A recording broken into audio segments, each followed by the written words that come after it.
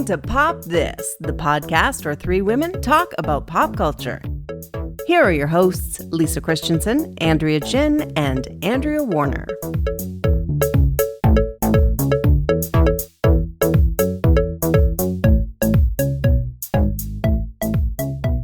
So here's our new, what's the word I'm looking for? Routine. If we're about to do a movie now, or a TV show, or a piece of music, the first thing you want to do is look up and see if there are any Nepo babies involved. Really? Yeah, yes, I do it all the time now. Ever since I have an expression now, and maybe it's not entirely fair. I know that there's a lot of, resistance. Like, we all knew that there are lots of famous actors with kids who became actors, right? Mm-hmm. I mean, we got used to that, but it feels more insidious now. And I don't know if it's just me and there's more of them. Like it's an exponential thing. Like, it just starts with a few and then they multiply and then it just keeps going down. Like or is it just now that they're more interested in only just staying in the family business? I don't know. Has that been studied? Or there's just like more awareness about it, because like Nepo babies to me has just become a thing people are interested in the past few years. Like you kind of heard obviously about celebrities' children going into acting before, but now like the term Nepo baby is such a thing. And I feel like, yeah, there's people like yourself out there just wanting to research it immediately, whereas you wouldn't have done that a few years ago. I think, though, a few years ago, I would look into Nepo babies, primarily models at the time, and I'd be frustrated to realize that's how they got where they got. Now, different approach. I see that someone's a Nepo baby. What a relief. I could have been a supermodel. I just don't have famous parents. I could have been a movie star. I was a Broadway producer. So I flipped the script on that. I feel okay about it now. That is a very good spin. I should be using that. It's true. I guess I get, I think about all the people, like, I guess we don't want to name names. Not that they're going to ever be name names. Okay, come on. Okay, you're watching a show, like, I'll give for an example, Stranger Things. And when it came time for the second season, they added a new character, and it was Maya Hawke. Right. And I was like, she was fine. Did it need to be her? Like, did it have to be Uma Thurman and Ethan Hawke's daughter? And then she becomes a singer as well. And, and we have to see interviews about how she was such a creative kid. And then if you remember, cast your mind back for whenever it was a year or two ago, when I think it was Vulture that did the big Nepo baby feature. That was, kicked off the term. It kicked off the term, and they did more. It wasn't just looking at who the Nepo babies were. It was also looking at how they were educated and what schools they went to, and they all seemed to go to the same expensive schools. And then we had what would it be about now? 4 or 5 years ago, we had the scandal, the university admission scandal. The Lori Loughlin, Felicity Huffman. Yeah. And then you're just got, I hear what you're saying, that it's great that you spun it in your head. Oh, if only I would be there. But you sort of all of a sudden go, oh, it's just getting more and more unfair all the time. I wonder if social media plays a role, because every director, producer, agent wants someone to come with followers. Mm-hmm. And if you can play on a famous name, you already have that going for you. Like every Hadid. Right. But when you think about it, it's just like the, Sofia Coppola. It's been going on for a long no, I know. Angelica Houston, Drew Barrymore. Like Sophia. But we used to call Nicole them and legacy. Sophia Richie. Yeah. I don't know. I feel like they've kind of existed, but maybe not in the past, they hadn't had the level of awareness other than the huge names like a Sofia Coppola or a Nicole Richie. When do you make the leap from Nepo baby to legacy family? right? Because you see the Barrymores and those names, and they're the original Nepo babies, but they're Right. considered Hollywood royalty.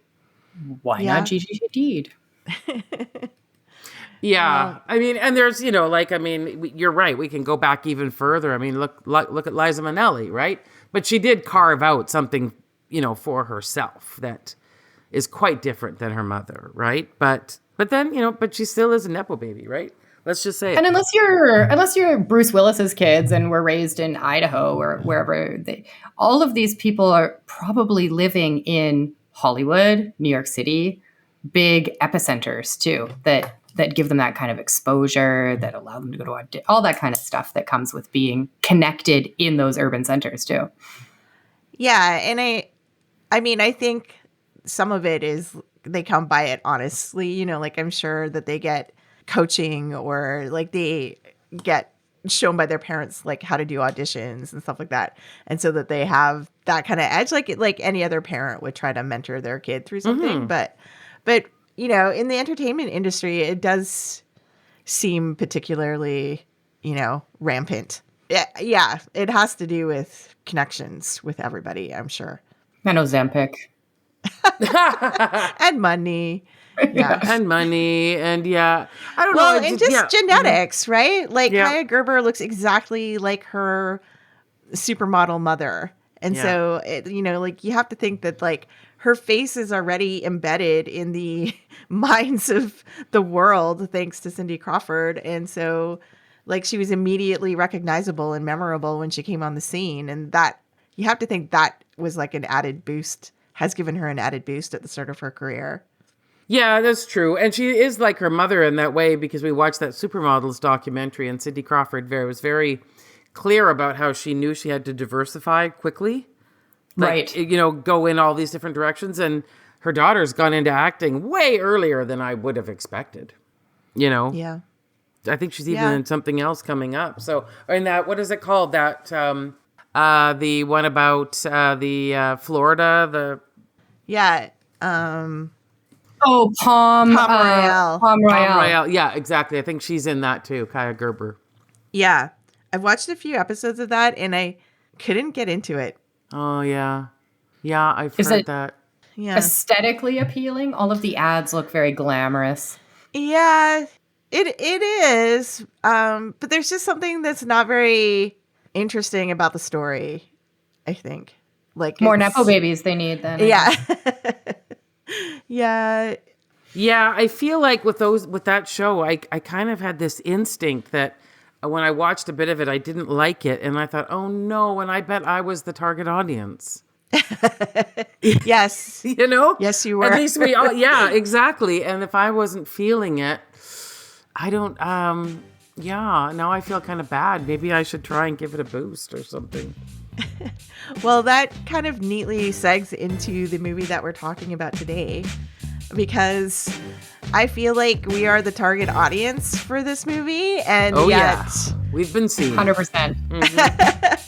I don't know if I was feeling it.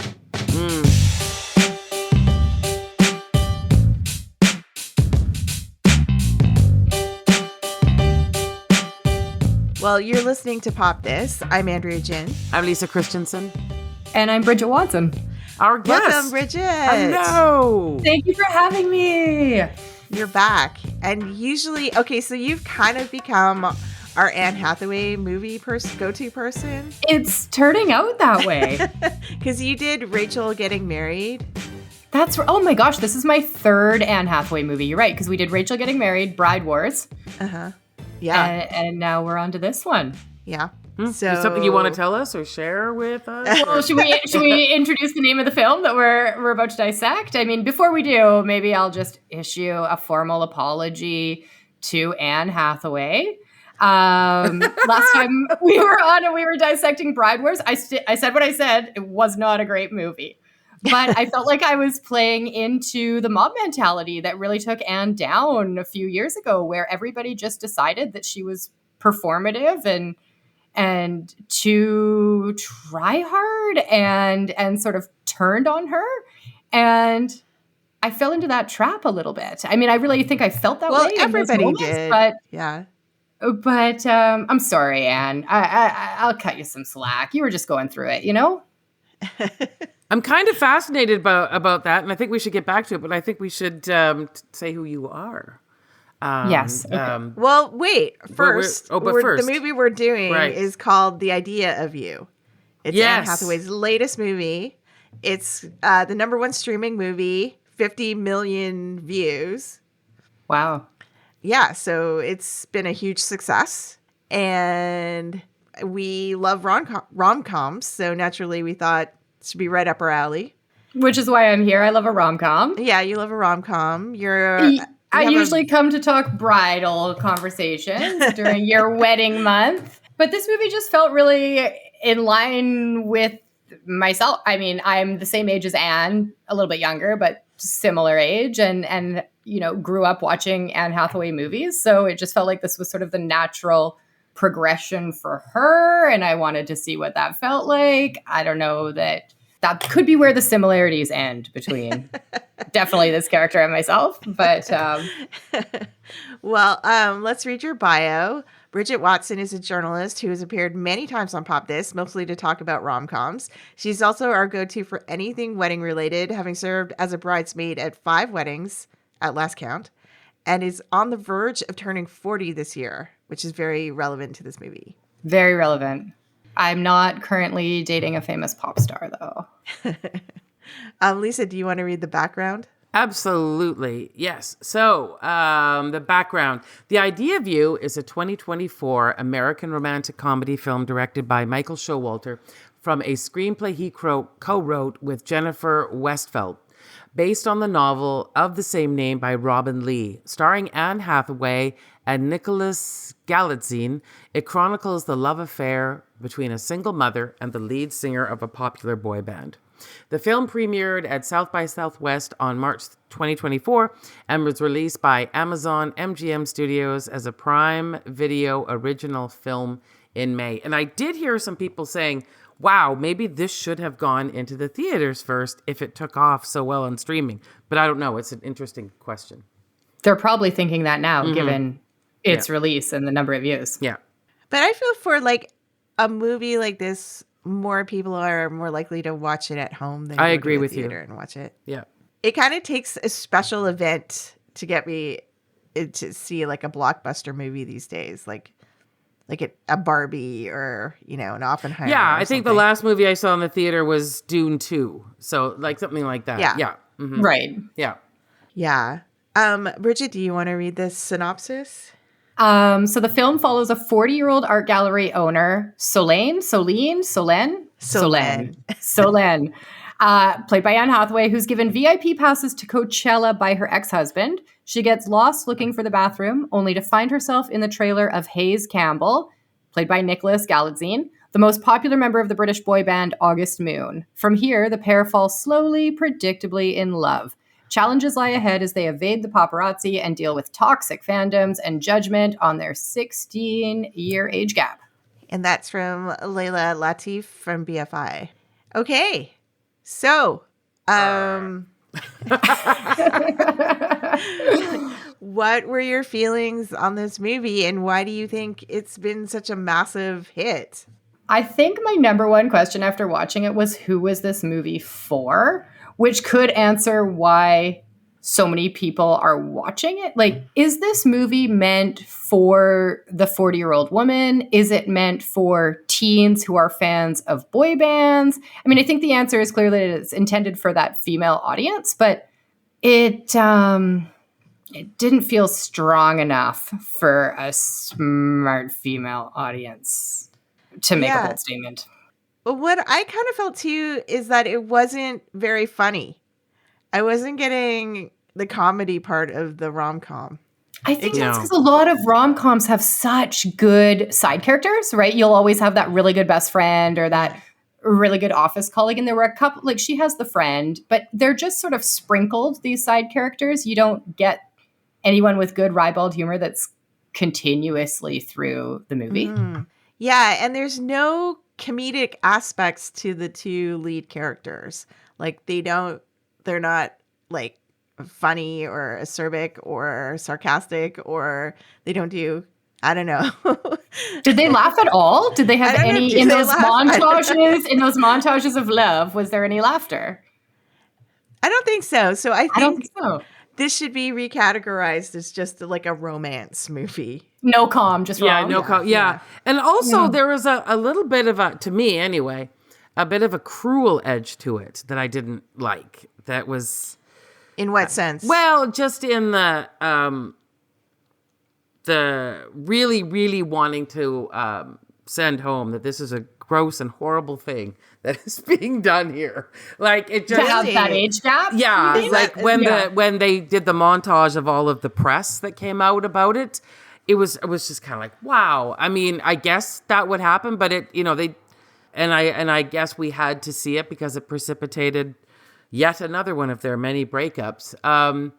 So they needed that, but it just seemed like there was some kind of just a little bit of a meanness, I guess I'm thinking.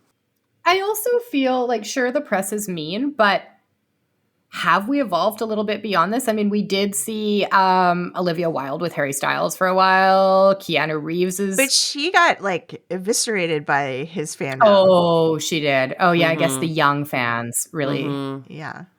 Or Yeah. any fans of any age, I guess. Yeah, because I mean, this, the book has kind of been called like Harry Styles fanfic, although the author says it's not based on Harry Styles.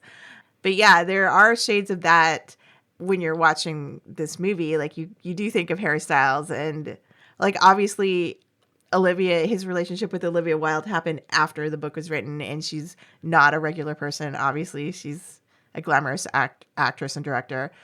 But like, yeah, you can't help but think of Harry Styles while you're watching this movie. But I also think age gaps to me can be different depending on the age of the individuals. So in the book, you have, I think he's only 20. In this, they make him 24, 25. But I see 20 to mid 30s as like so much younger than, say, a 30-year-old with a 50-year-old. Like there's just a Right. 20-year-old doesn't necessarily... Yeah, that kind of a 16-year-old age gap with a 20-year-old compared to a 16-year-old age gap with a 30-year-old and a 46-year-old seems, and I don't know if that's problematic for me to say it, but that seems more problematic. Right. Yeah. I mean, because 20 is not very old. No. You can't even drink in the States. You can't even take your boyfriend to the bar. Yeah. 24, 25, I think you do some growing in those years, right? Yeah. But so, I mean, how believable did this romance feel to you? There was so much suspended reality in this movie. I mean, it wasn't just the romance. Like, have you never been to a concert before? Who just walks into somebody's trailer thinking that is a public washroom?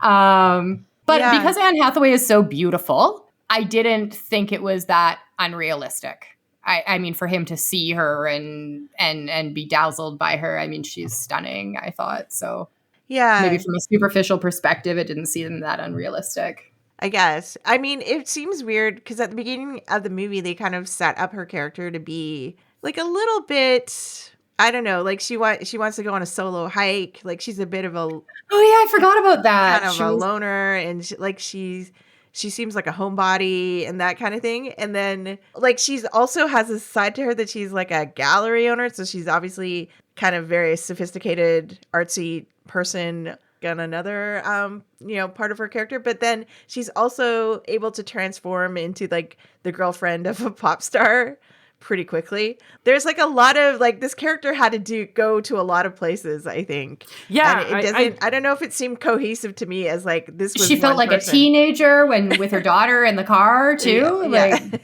she was adapting for her daughter as well. Yeah, it was a strange trend. Like there was a weird, like up until the point where she goes to New York, everything seemed quite like the story seemed to like move. I didn't, again, that meet cute thing in a bathroom situation is not cute.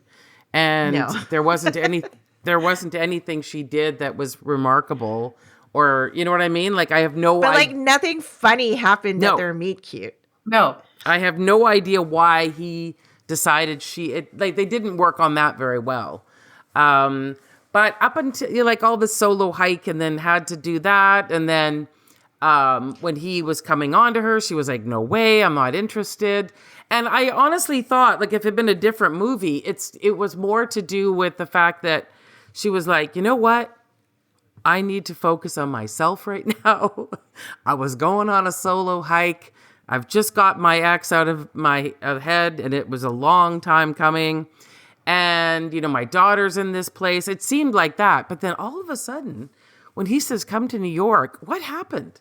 What happened? She just turns into femme fatale. Like in this white lace dress, right? Like, right. The dress. Right? The way she walks was into that hotel room, just like she owned the place. I'm like, who is this? I don't know. It was she a very completely weird... changed personalities on the flight. Yeah. Yeah. Or was she just getting her groove back, and we're supposed to think that she was just owning what she wanted for once in a moment? I mean, I guess that's what we're supposed to think, but it just felt really insincere.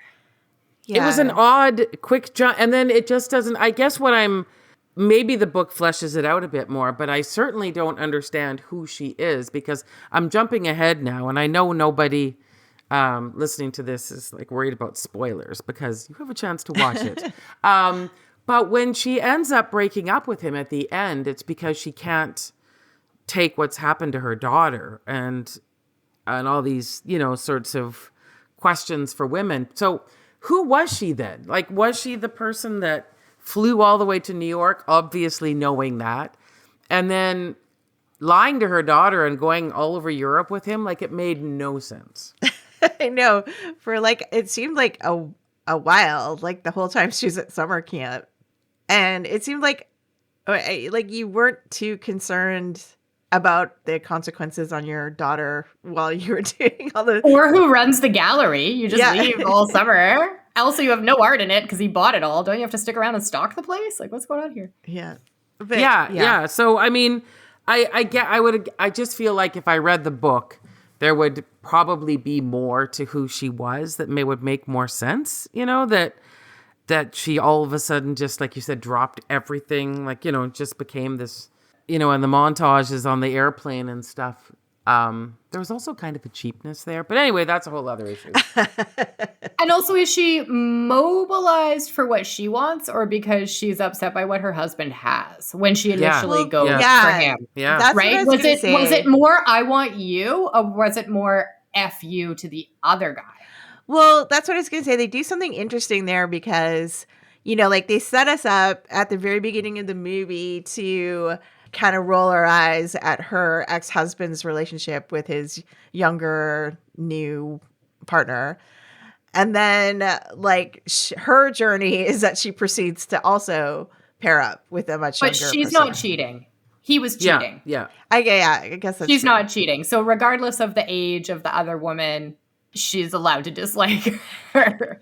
But it does seem like a stereotype when for sure, we see them at the beginning. And then you kind of are sort of forced to reckon with like how you feel about age gaps when she starts dating a younger person, because you're like, yeah, because like even there's a line with her best friend in the movie where it's like, you know, I hate his relationship because I hate him, but you know, I'm fine with yours because I love you. Yeah, there you go. That's right. That's girl math. That's what that's called.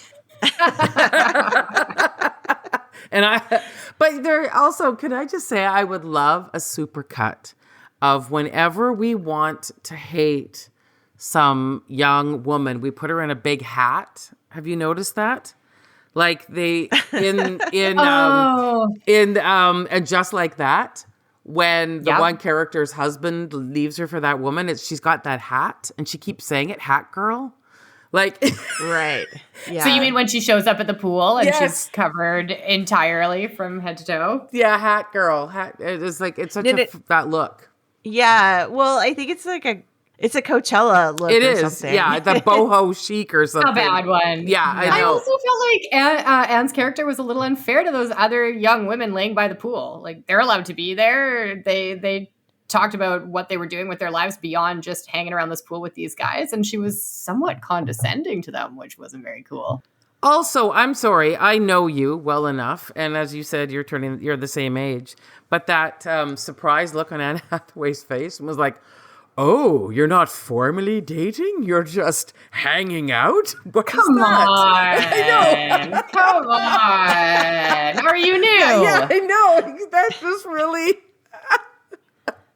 You haven't informally hung out with anyone since Yeah. your husband split up? Like, what's going on? I know. It was just so funny the way she looked at the girls. Like, oh, my. Don't you move in art circles Yeah. in Los Angeles? But I mean, I can appreciate how awkward and terrible it would be to hang out with a bunch of 20-year-olds on a swimming pool. No, but And I don't think- you think she wouldn't have? That was another part that bothered me. That she... Why would, when he said, I've got a pool rented, why wouldn't she say, yeah, no, that's not going to work. Like, you've got enough money for us to rent our own villa. Yeah, exactly. Why were they sharing? Yeah. And they could have made it more emotionally layered because she talks about how she had a baby really young with her husband. So she didn't really experience her 20s the way those girls were. But we didn't really get those cues in that scene, exactly. right?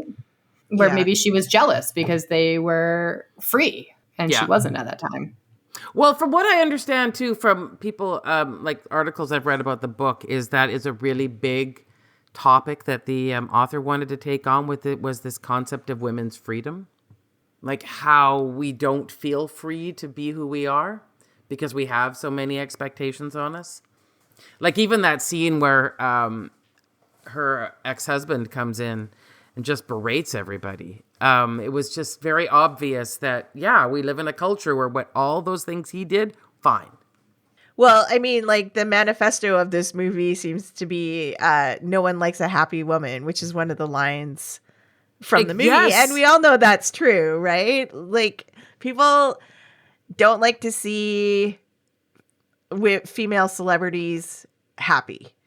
That, you know, like they just become targets, Yeah. you know, of criticism. Right, because they didn't criticize him for having an older woman in those headlines, in Yeah. those press No. montages. It was just, is she the new Yoko? Yeah. Yeah. And yeah, it's been happening since the days of Yoko Ono. It's, yeah. So, I mean, I feel like the movie does have a little bit to say about Yes. like, Yeah. you know, society hating happy Yeah. women, which is like, you know, it's a good point to make. And it talks a lot about like the parasocial relationships between celebrities and their fans, and how, you know, like I think I mentioned this on a podcast a while ago, but there's this figure skater named Yuzuru Hanyu who's like, he's a huge star in Japan. He's like one of the most famous people, and he retired from competitive skating a few years ago, and kind of announced a surprise marriage to someone who's just like a regular person. And, you know, everybody was really like shocked about that in the figure skating world, but whatever. And then 6 months later, he made another announcement that they were getting divorced because like his fandom was just making her life so miserable. They were like following her. That's horrible. They were like trying to pay her friends and family to like give dirt on her and get pictures and whatnot. And like her whole life was just like made a misery because of this marriage. And so they split up.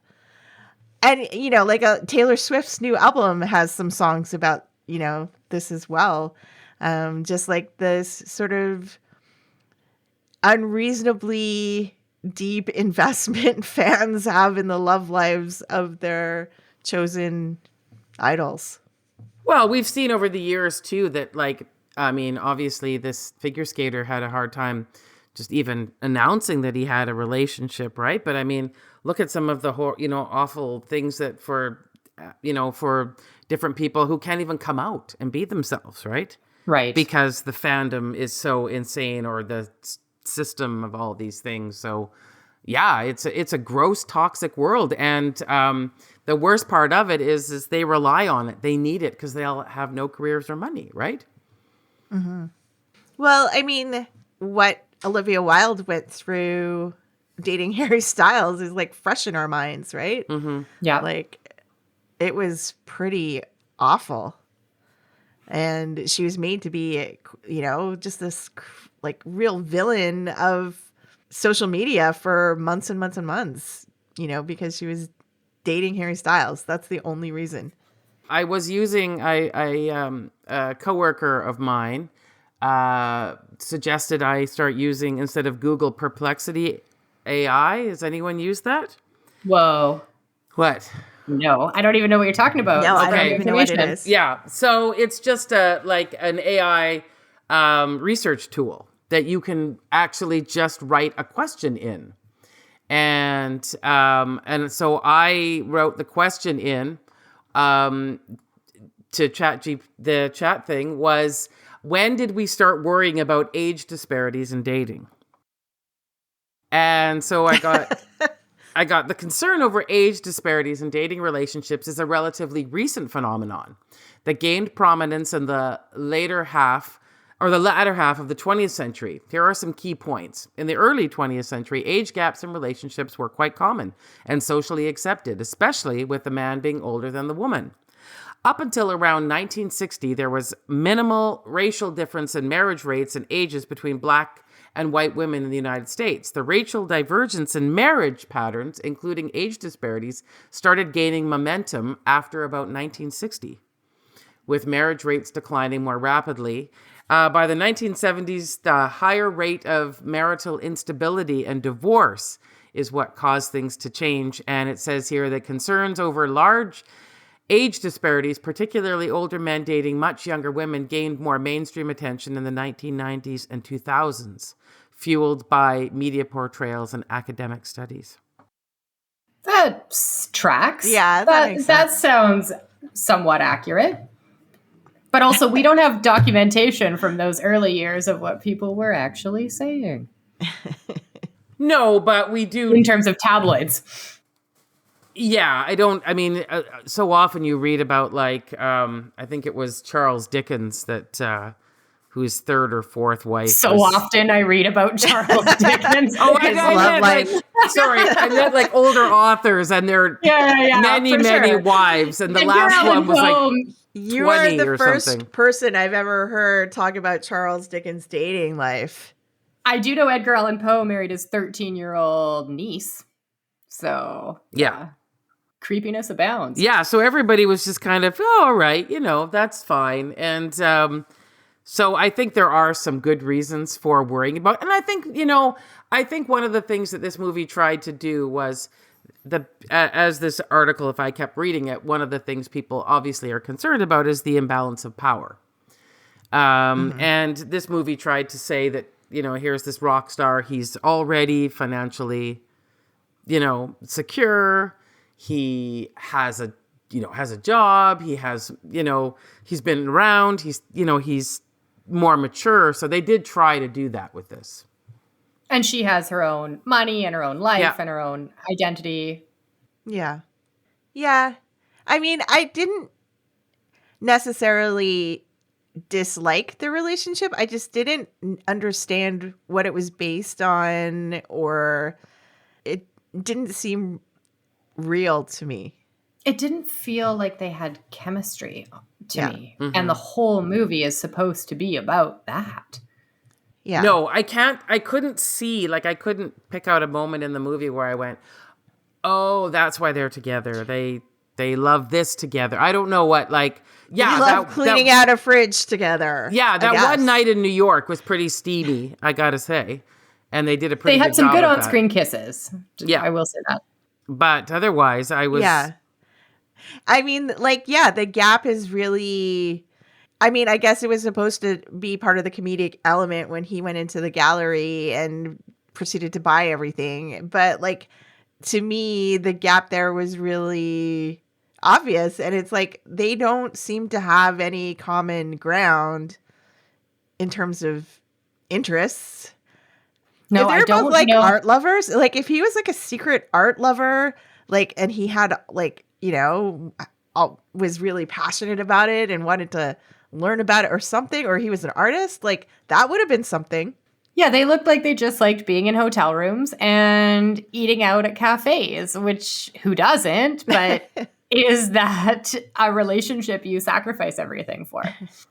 Yeah, there wasn't just that, we don't know enough about him. I guess we did find out that he likes older women because they made that reference that he wrote that song and he dedicated it to someone else, and the last woman was older than him as well. So, you know, he might have a type. How do you feel about them changing the ending of the movie?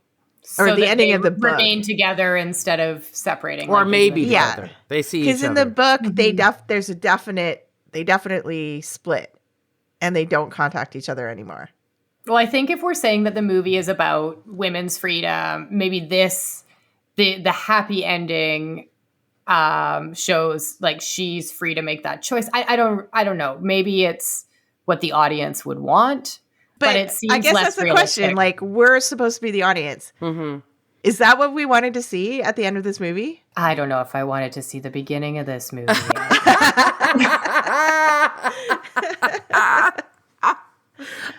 just feel like it would be more poignant for them to just split and not have contact anymore. It was just, you know, like I feel like the way the book did it feels more I would have ended with her in wistful. An airport, going to Art Basel or something, and she just looks up in a terminal and sees, you know, a performance in Rio where he is and has a little twinge and keeps going. And I think that's more realistic. Yeah. Yeah, no, I think that too. I think that there's I think that people feel like it has to be meaningful if it's not forever. But right? do you think, I mean, boy bands kind of run their course, right? Like, we don't see One Direction anymore. Maybe no, but he was gone solo, years, right? He'd gone solo and grew a beard and looked ruffled. With his big song. None of the songs were catchy. I mean, I love when you watch a movie about a fictional band and there's a song that becomes an earworm, like that movie, That Thing You Do. Do you guys remember that? Doing that? You know, and this, I can't remember a single one. No. And the dancing was a little rough. The synchronized dancing. Yeah, it was, it didn't seem like if they were a legitimate band, they would be that famous. It was an interesting choice too. I don't know like what she was trying to say with making it a boy band. It could have been any musician. It could have been, but why a boy band? Like, was it? I think that's why I asked. Who this movie was for, because there is a sect of grown women that love boy bands, right? And we see that where Anne Hathaway goes into the meet and greet, and that other woman is so excited to be there to meet her idols. So that part for me was strange. Oh, okay, yeah. No, maybe you're right about that. Like maybe she wrote it because I just don't look at boy bands that way. I have not. No, I'm not being like if I wanted to tell you, ladies, this is my thing. I would, exactly. I would say, but I just don't feel that. No. And it's not the age thing. It's the boy band energy. Well, it would be different if it's a boy band that from your youth and they're now the same age as you, and you're just like nostalgic for them in the 90s or whatever. That's one thing. But like being in your 40s or 50s and sort of being a fan of a 20-year-old boy band, like I don't understand that. I mean, I guess when she first meets him, it takes her a minute to realize that that's who he is. So her initial attraction to him, she doesn't realize he's boy band adjacent. But I mean, then you built an entire relationship after that. So. Yeah. So, and also one of the other things from the book is that somebody said that when you saw them together, they looked quite weird, the idea in the book. Whereas, I'm sorry, these two did not look that odd together. No, you would not turn around. Because I think he's 30, he's 29, right? Nicholas. And Anne Hathaway's 41. 41. So that's not so weird at all. So no, they didn't look odd together. Twice. No. Yeah. We brought this up earlier, but Bridgette, do you want to sort of talk about Anne Hathaway as, like the actor of your generation and like sort of, like we wouldn't necessarily say that, but she's become like a Julia Roberts or something, like just this person who's been making movies for decades and now like her audience is kind of moving into their 40s with her. Yeah, and I think there's certain movies where it's Anne Hathaway in a movie, and then there's certain movies where it's a great movie and she's in the movie. So like Devil Wears Prada, I love that movie. Although I walked out of that theater years ago and thought, leave that guy and go to Paris. So we've that conversation is now, other people are saying the same thing. But so, to be honest, she looks exactly the same as she did in Devil Wears Prada. So I feel like I've aged, and Anne Hathaway did exactly the same. But I mean, you've been watching her movies since like the Princess Diaries era. Yeah, it's true. And, I think that the fans have turned on her, as I sort of issued my apology in the beginning there. And I can't explain why that was, because everybody adored Anne out of the gate. Princess Diaries, there's actually a third Princess Diaries coming out. Did you guys read that? No. So I don't know if she plays the queen now, but I also, I wasn't really thinking much about Anne Hathaway as sort of the actress of my age the millennial until now, until I saw this movie and realized that we are exactly the same age, and that she's now, I think this movie is now we're going to see Anne playing more mother roles, more where before she was the ingenue. So for me, it's kind of like, I guess that's my own personal trajectory as well. Yeah. It does feel like that because like before we came on the podcast, you're like, you are known to us as like the person who's the bridesmaid at so many weddings, and you're just like, well, I haven't done that for a while now. I haven't. Yeah, exactly, right? Yeah. So I've transitioned out of my Bride Wars Anne Hathaway era and into my idea of you Anne Hathaway era. But here I still have to ask the question because I am confused. Like I'm going to be honest, like zero thoughts about Anne Hathaway. She's there. It's fine to me, right? She's taken some unusual turns. Like I wasn't a big fan of her Les Mis performance where she won the Oscar. I was kind of like, all right, she really wanted it. She worked hard. She got it. Good for her. Mm-hmm, mm-hmm. Yeah, I wasn't a big fan when she hosted the Oscars with James Franco. That was wild. But I've never worked up enough of a feeling about her. And you really felt something. And what was interesting to me is you weren't alone. And it's not like you're not a bandwagoneer. This was on your own. What happened? Like, what was the thing that was going on that suddenly everybody was channeling all this anger to Anne Hathaway? For me, I think the moment where I saw performative, where it didn't feel genuine coming from Anne, but to be fair, it could be what she felt people wanted to see, was when she hosted the Oscars. And there was a dance number in that where she was sort of on her Les Mis campaign. And I don't know how to say it without having to issue another apology next time I come on the show. But it just felt very teacher's pet, pick me, keener, horse girl energy. No shade to horse girls. I'd love to have been one. But yeah, like someone that would be your colleague or your peer, and you weren't quite sure if they were ever being genuine with you or if they were just trying to cultivate their brand. Mm-hmm. And that's how it felt for me in those middle years between Rachel getting married and where we're at now. She also made a movie that I accidentally stumbled on in a hotel room on cable. And she plays a wannabe hip hop rapper in South Central Are you California. serious? Really? I am absolutely dead serious. Ooh. I'm going to Google it so we all have the reference. And I saw that movie at around the same time that I saw the Oscars and the Les Mis campaign. And it all just kind of felt cringe. But when did she pull it back for you? Just at this, like, So recently? It had nothing to do with her work necessarily on film, but her public appearances at fashion events, and she spoke at the UN, I think, on women's issues. She started to find a voice as like one of those ambassadors for women's rights, and that clip of her the other day at a Fashion Week event where she's just giving it on the dance floor. I don't think anybody knew that there was a camera there, and it was put on blast all over social media. I And I read an interview with her recently where she addressed why people disliked her. And she was pretty spicy and funny in the interview. So I started to feel like maybe I had misinterpreted what might have been genuine, drive for what felt like people pleasing that was backfiring. But I think she wears clothes beautifully. I think she has spoken well at different women events, and it's sort of, or maybe I'm just nicer. I don't know. Usually it's our own thing, isn't it?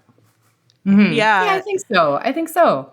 But for me, she has, and this is not her fault, but she has entered that level of celebrity and stardom and been in so many movies that now when I watch a movie like this, I am very aware that I'm watching Anne Hathaway. Like she can't melt into a character for me. Mm-hmm. Which shows she's a movie star now, right? Yeah. I mean, not that she hasn't been for a long time, but you can't watch a Julia Roberts movie and not think it's Julia Roberts. Yeah. So you can't watch a Sandra Bullock movie and not think there's Sandy B. So I feel like that's the same now with Anne, and maybe that's really, she's made it. To be fair, on this podcast, I too have grown weary of a certain female celebrity, and not everyone shares it. I have a similar feeling about Cate Blanchett. Whoa. Bold choice. Oh, okay, you guys, I have to let you know, this is a 2005 thriller drama with Anne Hathaway and Bijou Phillips, and it's called Havoc, 2005. And they play high school suburban girls who set off to find some real gangsters on the mean streets of LA and showcase their hip hop rap skills. And it felt like that sounds bad. It felt like an SNL sketch, but it wasn't. Yeah. It's got Joseph Gordon-Levitt and Channing Tatum in it. I didn't even get that far to find them. And, I did not. I think at her first freestyle rap battle, I was out. Yeah. Well, yeah. I guess you make as many movies as she does, and not all of them are going to be It's true. She winners. works a lot. Mm-hmm. Yeah, and she's been going at a clip where she's making, anywhere between 2 and 5 movies a year since. Wow. Like she started, basically. She did a show. What was that show that's based on New York Times love columns? And it was Modern Netflix Love. show. Yeah, I saw that. Yeah. She did an episode where she played someone with like a manic neurodiverse that was disorder. good. Yeah. And that was a good performance. Mm-hmm. Yeah, well, that's like, I think, it's a very, for me watching it, I was like, oh yeah, like she's a really great actress. Like even watching, like she's carrying this, the idea of you essentially. Like this is all her show. But at the same time, you're like, oh, but this is Anne Hathaway. It's not Solène. You know what I mean? Right.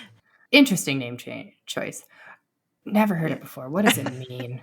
I know. I thought it was Solange French at first, but yeah. It's pretty beautiful, actually. Yeah. But it must have been from the book. I did enjoy her house, which I thought was really, really beautiful. Beautiful. Yeah.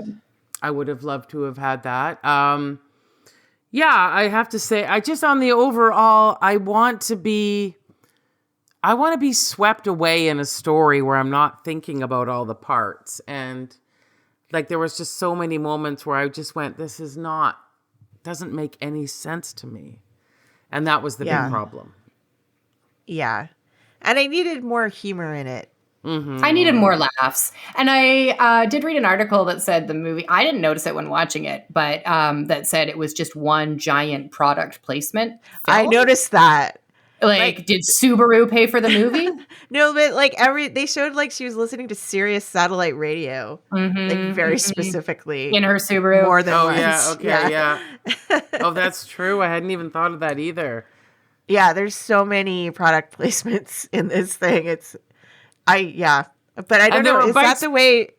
Is that the way they were quite things are going? About the hotel too that he was staying at in New York. Yeah. Right. Yeah. And I think that is the way things are going. I have a friend who works in film here and was in a Hallmark movie recently, and pretty much a huge portion of the budget was covered by Oreo because the cookies featured prominently in the film. So wow. Okay. And also, I don't think we can, it's not Anne Hathaway's fault necessarily. She did her best. with the movie the script that she had, right? Yeah. I mean, she's allowed to just get a paycheck every once in a while, you know? Like you're right. She carried a movie that was hard to carry. Yeah. And I think she did a great job. Like, she's acting her butt off here. And, you know, maybe the idea is for us to take away that, you know, the whole idea is that well, it's right in the title, isn't it? The idea of you. I like this idea of Which is why they should have, like, just parted. Yeah. Yes, exactly. Exactly. It's in the title. Yeah. Right? That it sounds good on paper. It sounds cool, but it wasn't. And it was too much. And it's not that I don't want to be in a relationship with someone, just not like this way. And I don't think he did much to make me go, oh, yeah, that's definitely, you guys are like, the stars aligned and you found each other. I didn't feel that. Yeah, agree. But so what are we going to say? Are we going to ever watch this again? Is it going to enter our rotation of rom-coms? Do we think this pops?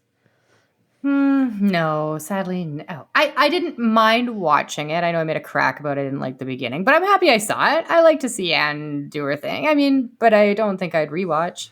No, I can't see it becoming like a Harry Met Sally or a best friend's wedding or something like that. It doesn't have, I don't know. There, I guess we didn't really talk about that, but yeah, that it didn't have to go with her name, a je ne sais quoi. It didn't have a thing that just made me. Do any rom-coms lately? Or do we only just remember the great ones of the 90s? We saw that great one. We were raving about it called Brick Lane.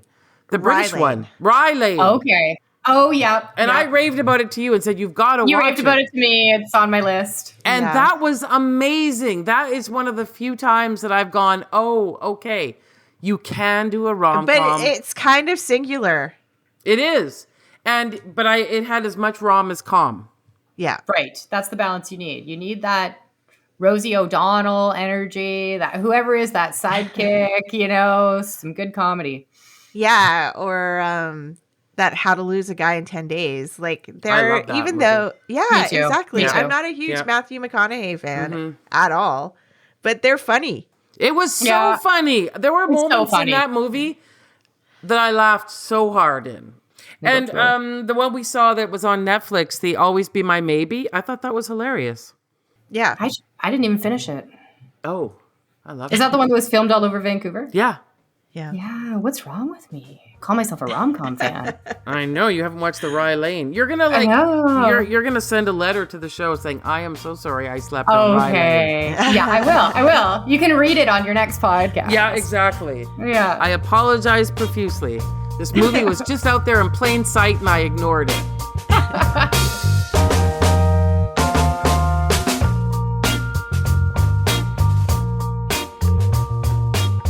Okay, well, we love to leave our episode on things we recommend.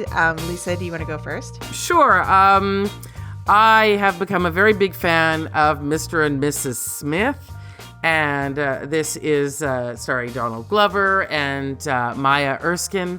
And I think Donald Glover also one of the creators of the show and producer of the show. And it has just been like, it is this perfect, again, this is rom-com material and they're spies. Mm-hmm.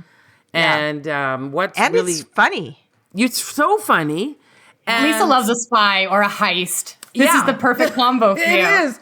But what I think is fascinating about this show is that it's also about a couple that just gets thrown together. And so they're working through like couple dynamics at the same time as they're brutally murdering people. And so it has this really unusual mix in the show. And I would say like, gosh, ratio-wise, it's probably like almost like, I would say 60% of it is their relationship issues and the only 40 that's the running around and shooting people. So it's that's a good ratio. But it's also like a lot of real estate porn. Oh God. They have the most gorgeous New York apartment. Where do they live? Oh, New York. Yeah. In Brooklyn, it's like a Brooklyn brownstone, and it's gorgeous. And their clothes are all impeccable, and you get your Parker Posey in there for an episode. And they go to like different locations to see and stay in beautiful places in different locations. Like Como, Italy. They're skiing in the Swiss Alps. Lisa knows I am obsessed with Parker Posey. So all you got to do is say that, and I'm there. Yeah, her episode is particularly funny. So funny. Yeah. No, I know that they're not sure what they're going to do with the season 2, and someone was telling me that they might not come back, the two of them. But I kind of think they sort of set it up that way in the world of this show. The Mr. and Mrs. Smith is just the name you get. You get hired to be right. You're now Mr. and Mrs. Smith. Yeah, and there's lots of Mr. and Mrs. Smiths in different countries doing horrible things. Well, that's not a really good cover for spies, is it? Like, Mr. and Mrs. John McDonald. and Jane. Let's switch it up a bit. Yeah, I know. So anyway, it's just I loved it. I loved the feeling of it. It felt fresh. It felt new. Every episode I thought was a gem. Yeah. Yeah. I've seen part of it too, and it's really, really good. Mm-hmm. Where do you watch it on, Lisa? Where do you see it? Amazon Prime. Okay. Bridgette, what do you recommend this week? Well, Lisa knows I don't have much to watch on TV because there are no active housewife franchises that I follow with new episodes.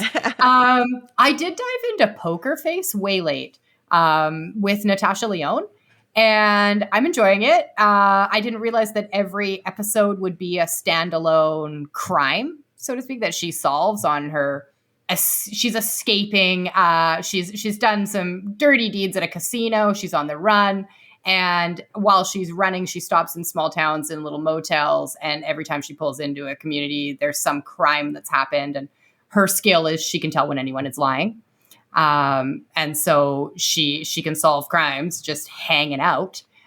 This is, of course, why she's running from casino mob bosses as well, because she can play poker like casino. Yeah. So that's been fun. And then reading wise, I don't really get into nonfiction too much, but I am a 90s, 80s kid who grew up in malls. So I just dove into this nonfiction book that came out, Canadian author. It's called Big Mall, and author's Kate Black. And it's about, it starts with sort of, it's pinned around West Edmonton Mall, which growing up, all I saw were commercials. It seemed like the most fantastic place on earth. And so it really starts with sort of how did malls come to be, the consumer culture, why did this particular generation find so much identity in malls? It's not a boring read. It's full of humor. I'm only halfway through, but I'm enjoying it, and it's a thin read. So if you just want something cheap and cheerful for, a summer weekend, I recommend it. That sounds not that great. there's many great malls kicking around anymore to go check out. They're all turned into escape rooms and climbing walls, but yeah, you can get an Orange Julius and kick around some places. We'll always have Metrotown. That's what I say. We'll always have Metrotown. So yeah, Big Mall, shopping for meaning. I'm recommending that read. Oh, that sounds good. I'm going to recommend, it's interesting that Rye Lane came up because I'm recommending David Johnson, who's the star of Rye Lane, the male star. He's in this Agatha Christie show called Murder is Easy. That was on BritBox, and he plays, he's the lead, and he plays he investigates, or he's following a serial killer. It's based on an Agatha Christie novel, and it's just really fun. And is it period piece then? Yeah. Okay. Yeah. Yeah. And is it new? Like we just have a few episodes? It just came out. Well, not that. It came out last December. So okay. Yeah. It's a very charming and fun kind of watch. I like that. Yeah. And especially if you like Agatha Christie, it's it's always nice to see a new production come out. So, okay, here, I have a question. I don't subscribe to BritBox. I don't know how much it is, and I don't know if it's worth it. What's your... I think for you it's worth it. Yeah. Lisa. I know you love a procedural. Yeah. Yeah, it's got so many procedurals. Oh, that's... Yeah, I know. Procedurals you've never even heard of. Here's the thing, that have seasons after seasons of episodes. What I've learned is that it's easy to just unsubscribe. You just subscribe to something, watch all the shows you want to watch, and then just make sure you unsubscribe afterwards. Yeah. Can I tell you I don't know if I'm recommending this, but I'm curious about it, and it's a show that I just got tuned into from my sister who has BritBox. And it's called Gogglebox. Have you guys heard of this? Uh-huh. And that's when you watch people watch TV, right? You're watching other people watch TV and comment I guess that's kind of what we're doing right People are only listening, and there's something strangely comforting about it. Really? Much like listening to a podcast. Huh. Yeah, you're just watching people mock and joke about what they're seeing on TV. It's Gogglebox. Yeah, it's a weird fixation Huh. that I'm just sort of exploring. I'm going to check that out too. Yeah. Okay. Yeah. All right, I know so it sounds BritBox, very okay. weird, but trust me. Yeah, BritBox, 2 thumbs up. Okay. This episode was brought to you by BritBox. Well, thanks so much, Bridgette, for joining us to talk about this latest Anne Hathaway vehicle and our latest rom-com. We always appreciate your insight as an expert on both of those things. And I know it took a lot for you to come today and issue an apology to Anne Hathaway. It was good therapy, I feel, for you, though. Yeah, Yeah. I need some absolution from Anne. There you go. But yeah, you're welcome back anytime should you want to apologize to any other celebs. After I listen to this episode, I'll have to run the gauntlet of who I need to apologize to. One day I'll apologize to Cate Blanchett, but it's not yet. We're not there yet. No, we're not there yet. Well, for those of you listening, if you want to reach out, you can email us at popthiscollective@gmail.com or get in touch via any of our social media.